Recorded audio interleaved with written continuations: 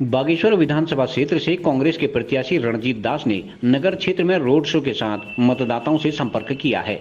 उन्होंने नगर के मंडल सिरा 84 ज्वालादेवी वार्ड में भ्रमण करते हुए क्षेत्र की समस्याओं के निदान का भरोसा दिलाया है। पूर्व मंत्री स्वर्गीय गोपाल राम दास के पुत्र कांग्रेस प्रत्याशी रणजीत दास ने कहा कि बीते 15 सालों में बागेश्वर का विकास ठप हो गया है तथा जनता इस बार बदलाव के मूड में है।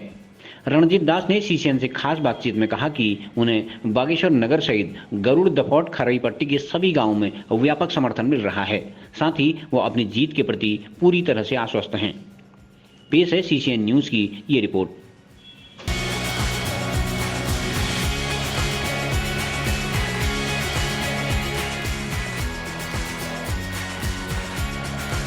सीसीएन न्यूज़ में आज बातचीत करने के लिए हमारे साथ मौजूद हैं कांग्रेस के प्रत्याशी रणजीत दास और 4 बार जिनके पिताजी बागेश्वर से प्रतिनिधित्व कर चुके हैं उत्तर प्रदेश विधानसभा में और पूर्व मंत्री रहे हैं। तो रणजीत भाई, किस तरह का रुझान पब्लिक में आपको देखने को मिल रहा है? सबसे पहले नमस्कार आपके दर्शकों को मैं धन्यवाद देना चाहूँ कि सूर्य जी, इस वक्त जिस मैं क्षेत्र में अभी तक मैं काफ़ी क्षेत्रों में जा चुका हूँ, लगभग पूरी मैं पहुंच चुका हूं पूरी विधानसभा में। एक आध दो गांव छोटे होंगे जो हम कल तक उसको निपटा लेंगे। तो जहां भी मैं जा रहा हूं तो आज हर किसी के ज़बान पे ये है कि परिवर्तन करना है। तो पूरी जनता जो है परिवर्तन के मूड में है और परिवर्तन शायद इस बार परिवर्तन के मूड में पूरी जनता परिवर्तन करके रहेगी। इस विधानसभा बागेश्वर जो पिछले 15 सालों से भाजपा के कब्जे में है और अब जो है जनता पूरे मूड में है कि इसको पूरा बदला जाएगा और नए जो है कांग्रेस के पक्ष में इस विधानसभा को देने के मूड में है इस पर जनता, जहाँ जब भी हम लोग जा रहे हैं अपनी। अच्छा, एक ये बात ही कही जाती है कि पिछले 15 सालों में गांव-गांव में सड़कों का विकास हुआ है। तो जब आप गांव में जा रहे हैं तो किस तरह का रिस्पॉन्स लोगों को आपको देखने को मिल रहा है? देखिए, जिस तरह से यहाँ के जनप्रतिनिधि कह रहे हैं कि हमने पूरी विधानसभा को सड़कों से जोड़ दिया है, तो मैं पिछले 15 साल से तो हम भी देख रहे हैं। मैं पिछले 5 साल के पहले जो भी सड़कें हमारी पूर्ववर्ती सरकार हरीश राव जी की सरकार ने स्वीकृत करी हुई थी, उन्हीं के उद्घाटन में ये लोग लगे हुए हैं। नई किसी रोड का, और जहाँ जहाँ भी मैं जैसे मैं जेठाई की तरफ गया था, तल्ला तिपोली मल्ला तिपोली गांव से जो है 3 किलोमीटर ऊपर की चढ़ाई में जो है मरीजों को लाना असंभव हो रहा है। हमारा ये मना खेत वाली रोड है, जिस क्षेत्र में देवना के क्षेत्र में वैसी है, आपकी पिंगलू घाटी में वैसी है। तो हर जगह जो है लोग खरई पट्टी में लाहौर घाटी में भी हैं, जो छोटे छोटे 3-3, 4-4 किलोमीटर की जो तोक हैं, उन तोकों में आज भी वो लोग वंचित है और काफ़ी परेशान हैं। और जिस जगह भी मैं जाता हूँ तो उनकी सबसे पहले मांग होती है कि आप विधायक बनने के बाद पहले हमारे को इस तोक को जो है इस मेन सड़क से जोड़ेंगे। तो मुझे ये कह रहे कि हमने सड़कों का जाल बिछा दिया, सड़क जो कह रहे, तो मुझे लगता है कि इन लोगों ने 5 साल में या 15 साल में इन जनप्रतिनिधि ने कुछ भी नहीं किया है। और जनता के बीच में हम जाके हमें आज असलियत पता चल रही है कि वाकई में जो गाँव हैं, जो गाँव के लोग हैं, जो सुविधाएँ उनको मिलनी चाहिए थी, वो सुविधाएं से वो वंचित हैं। जी, अच्छा, एक आम आदमी पार्टी का बड़ा यहाँ पर देखा जा रहा है कि हाँ, कहा जा रहा है कि आम आदमी पार्टी बड़ी प्रभावशाली है। तो आप जब जा रहे हैं क्षेत्र में तो कितना प्रभावशाली उसको देख रहे हैं, कितना वो नुकसान पहुँचाएगी आपको?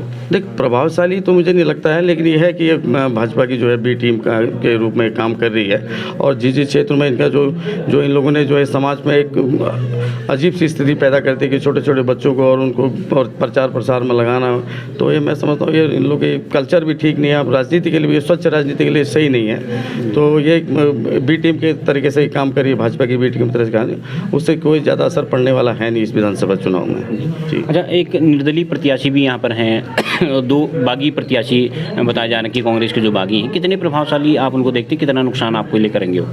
देखिए, बागियों का क्या है, बागी तो मेरे को लगता नहीं है कि कुछ ज़्यादा नुकसान हमारी पार्टी को इससे होगा, क्योंकि इनका कोई ज़्यादा लंबा राजनीतिक जीवन भी नहीं है और कोई लंबा राजनीतिक इनका वो भी नहीं है, एक्सपीरियंस भी इनको नहीं है। तो इनसे कोई हमें ज़्यादा फर्क पड़ना नहीं है और हमारी पार्टी को इनसे जनता इनको गंभीरता से ले रही नहीं? जी, जनता इनको गंभीरता से नहीं लेती, क्योंकि इनका चेहरा ऐसा नहीं है, कोई फेस ऐसा नहीं है कि जो इससे बहुत बड़ा प्रभाव हमारे इस क्षेत्र में पड़ेगा या हमारे कांग्रेस पार्टी को कोई नुकसान होगा।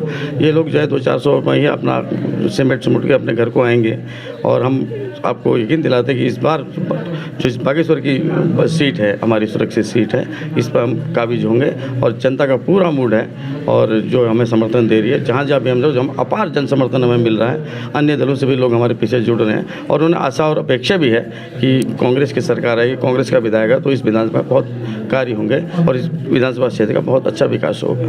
जी। लाहौर घाटी में हमने देखा कि लंबे समय से वहाँ पर जो है संचार की व्यवस्था नहीं है। जब आपने भी भ्रमण किया होगा, किस तरह के लोगों ने बात रखी और किस तरह से आपने उनको आश्वस्त किया है कि संचार व्यवस्था ठीक होगी? जी हाँ, मैं 2 दिन पहले ही उधर गया था लाहौर घाटी की तरफ। तो सबसे मेन उनकी मांग यही है, क्योंकि जो आजकल ऑनलाइन पढ़ाई चल रही है बच्चों की, तो वो लोग 2-2 किलोमीटर 3-3 किलोमीटर ऊपर जाके कहीं जंगलों में बैठ के अपना होमवर्क कर रहे हैं या जो उनको पढ़ाया जा रहा है वो कर रहे हैं। तो समस्या तो काफ़ी समय से वहाँ पे चलती आ रही है।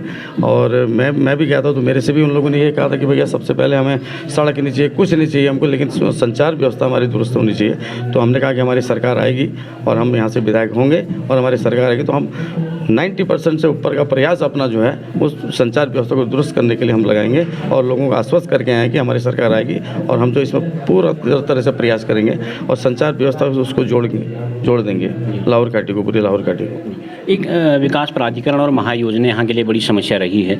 तो ये इसमें 2 लोगों ने आत्महत्या भी कर ली थी, तो ऐसा कहा जाता है। तो किस तरह से आप उसको खत्म करने की कोशिश करेंगे? तो परेशानी का कारण बना हुआ है। देखिए, हमारी सरकार आती है, हमारे हरीश राव जी की सरकार आती है, हमारी सरकार आती है, तो हमारे मैनिफेस्टो में भी है कि हम लोग ने इसमें अपने मैनिफेस्टो में भी रखा हुआ, हमने ऊपर वाले स्तर में भी अपने मैनिफेस्टो में रखा हुआ, कांग्रेस ने अपने मैनिफेस्टो में रखा हुआ। तो हम लोग जब भी हमारी सरकार आ गई तो हम इसको समाप्त करने के लिए पूरे अपने सरकार को, हमने सरकार से हम कहेंगे, अपनी तरफ से दबाव बनाएंगे तो उसको समाप्त करने के लिए कहेंगे, क्योंकि इसकी ज़रूरत हमारे इस पहाड़ में है तो है नहीं, क्योंकि इससे जो है काफ़ी परेशानी है हमारी आम जनता को होती है। तो जिससे जिस जनता को परेशानी हो तो उस चीज़ पर सोच विचार करना चाहिए, उसे हम जो है समाप्त करवाने की कोशिश करेंगे। जी। अच्छा, एक स्वास्थ्य, बागेश्वर की स्वास्थ्य सुविधाओं के बारे में कहा जाता है बड़ी ख़राब है, तो आपके पास क्या ऐसा प्लान है कि स्वास्थ्य सुविधाएं बागेश्वर की ठीक हो सके? देखिए, मैंने पहले भी आपसे कहा था कि यहाँ की ये हमारा जो हॉस्पिटल है, जिला अस्पताल है, ये एक रेफर सेंटर बन के रह गया। इसमें खाली बिल्डिंग अंदर से कुछ नहीं है। तो हम तो सबसे हमारा प्रथम काम यही होगा बनने के बाद कि इसमें जो सुविधाएं होती हैं, अल्ट्रासाउंड, सिटी स्कैन और अच्छे डॉक्टर्स हुए, सारे डॉक्टर्स, हड्डी के डॉक्टर, पेट के डॉक्टर, सभी डॉक्टरों की हम जो व्यवस्था कराएंगे जब हमारी सरकार आती है तो। और जो हमारे गाँव के अंदर जो सेंटर हैं, एनएम सेंटर हैं या छोटे स्वास्थ्य केंद्र हैं, तो उनमें भी कहीं कोई सुविधा है नहीं। तो कम से कम वहाँ पे एक फार्मासिस्ट और एक डॉक्टर जो है वो अगर रेगुलर नहीं भी बैठ पाता है तो महीने में 3 दिन या 4 दिन बैठने की हम पूरी व्यवस्था बनाएंगे, जो कि वहाँ के लोगों को, गांव के लोगों को परेशानी न हो। और इस स्वास्थ्य जो हमारी समस्याएं हैं, जितनी भी दूरस्थ गाँव, जैसे लाहौर घाटी होगा, पिंगलो घाटी, और पिंगलो घाटी में तो एक लोगों ने दान पे भी अपनी ज़मीन दी थी, लेकिन आज तक हमारे ही सरकार में उसका प्रपोजल भी बना था, लेकिन ये 15 सालों में वो बन के तैयार नहीं हुआ है। तो हमारी कोशिश है कि हम जो दूरस्थ की हमारी घाटियाँ हैं, उन घाटियों में भी छोटे छोटे स्वास्थ्य केंद्र का निर्माण करके उनमें जो है कम से कम, अगर रेगुलर डॉक्टर नहीं बैठ सकता है तो कम से कम हम लोग महीने में 4 दिन या 5 दिन एक डॉक्टर को वहाँ पे नियुक्त करवाने की कोशिश करेंगे और इस जिला अस्पताल की जो है स्थिति को दुरुस्त करवाएंगे। जी। एक आखिरी सवाल रंजीत भाई आपसे, कि आपके पिताजी ने यहाँ से उत्तर प्रदेश विधानसभा में 4 बार यहाँ से प्रतिनिधित्व किया, वो राज्य मंत्री भी रहे, तो आप भी उनके नाम का इस्तेमाल कर रहे हैं कि उनको, पुराने लोगों को याद दिला रहे हैं कि उनका जो योगदान था, तो कितना लाभ उनका मिल रहा है और किस तरह से पुराने जो कांग्रेस के कार्यकर्ता हैं आपके, वो क्या एकजुट हो रहे हैं? जी हाँ, जिस तरह से मैं भ्रमण पर निकलता हूँ, जब गांव के अंदर या शहर के अंदर निकलता हूँ, तो मेरे पिताजी के साथ वाले अभी भी काफ़ी लोग जो हैं वो हैं, और उनका जो, मैं अपने पिताजी का जो नाम लेता हूँ गांव के अंदर, तो उससे मुझे काफ़ी जो है मिल रहा है, उसका फ़ायदा भी मिल रहा है। लोग मुझे पहचान भी रहे हैं उनके नाम से, जहाँ मैं नहीं जा भी पाया आज तक, तो वहाँ के लोग, मैं उनके नाम लेता हूँ तो लोग मुझे पहचान रहे हैं, और जो है उनका काफ़ी अच्छा फ़ायदा मुझे मेरे पिताजी के नाम का भी हो रहा है। तो जो हमारा विधानसभा है पूरा गरुड़ से, कौसानी से लेके इधर लाहौर घाटी, आज भी वहाँ पे लोग, अभी मैं किसी परसों रात में 9 बजे किसी गांव के अंदर पहुँचा था, तो मैंने सिर्फ अंधेरे में नाम ही लिया था, तो बेचारा मुझे गले लगाने लगा, तो मुझे काफ़ी फ़ायदा मिला, अपने पिताजी के नाम का बहुत ज़्यादा फ़ायदा मिल रहा है। ठीक, धन्यवाद रंजीत भाई, आपने बातचीत के लिए वक्त निकाला, बहुत बहुत धन्यवाद आपका जी, बहुत। आप थे हमारे साथ कांग्रेस के प्रत्याशी और पूर्व राज्य मंत्री और बागेश्वर के पूर्व विधायक स्वर्गीय गोपाल राम दास जी के पुत्र रंजीत दास जी, जिनका स्पष्ट कहना है कि जनता का और पुराने कांग्रेस के लोगों का, युवाओं का उनको बड़ा समर्थन मिल रहा है और उनको उम्मीद है कि इस बार जो है वो चुनाव जीतेंगे और 15 साल का जो कांग्रेस का सूखा है उसको समाप्त करेंगे। CCN न्यूज़ के लिए मैं सुरेश पांडे। हमारा विधायक कैसा हो?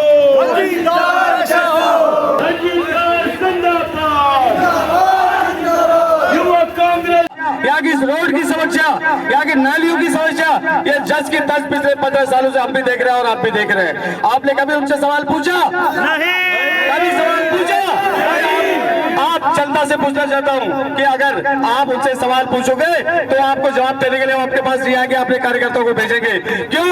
क्योंकि उनके पास जवाब नहीं है, आपके सवालों का जवाब नहीं दे सकते।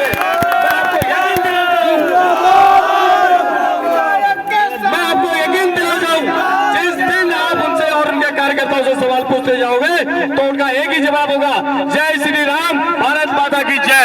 इसके अलावा उनके पास कोई जवाब नहीं है।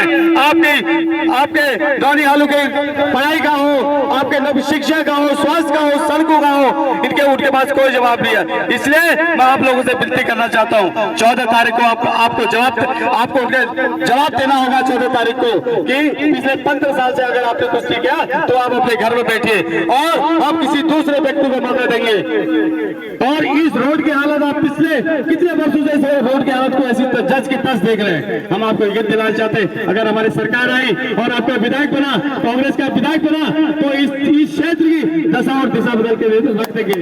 हम आपको यकीन दिलाना चाहते हैं, हम अपने कांग्रेस सरकार की ओर से भी आपको आश्वस्त करना चाहते हैं, हमारे सरकार में काम होते हैं, हर गरीब का काम होता है, हर सारी जनता की सुनी जाती है। लेकिन इनकी सरकार में आपने पिछले 15 सालों से देखा होगा कुछ भी इस क्षेत्र के बारे में। तो मैं आप सबसे विनती करना चाहता हूं कि इस बार बदलाव कीजिए, परिवर्तन कीजिए और परिवर्तन आपको साफ नजर आएगा, ये मैं आपको यकीन दिलाना चाहता हूं।